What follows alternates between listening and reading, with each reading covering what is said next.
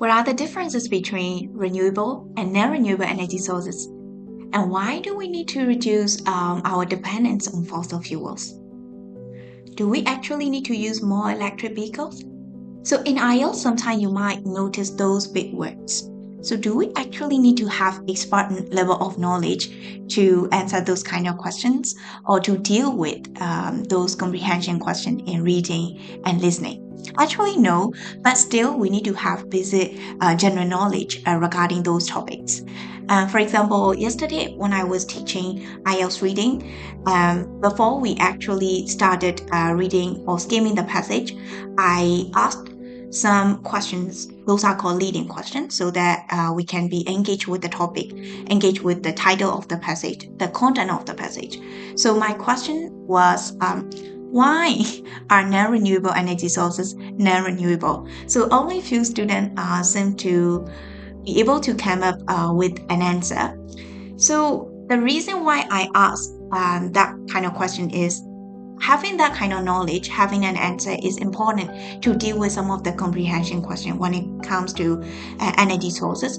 And not only in reading, but also in some IELTS listening, you need to, in listening section 3 or 4, since the audio are on academic context, sometimes you need to deal with those topics like global warming or fossil fuels, or sometimes topics related to anthropology and reading as well, just like I mentioned. And also in speaking, of course, sometimes you need to answer questions related to those academic areas.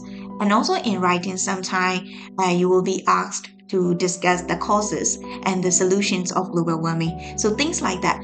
As I mentioned, we don't actually need to have higher level of knowledge, but in order to enhance our production and also our ability to deal with comprehension questions, we need to have basic general knowledge, and that will help with the content of our production skill and also with the comprehension. So that's why we usually encourage IELTS candidates to have enough exposure to English.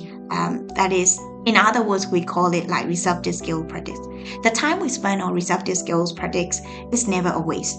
So we can practice the soft skills like detailed listening, detailed reading, or just listening or just reading, things like that.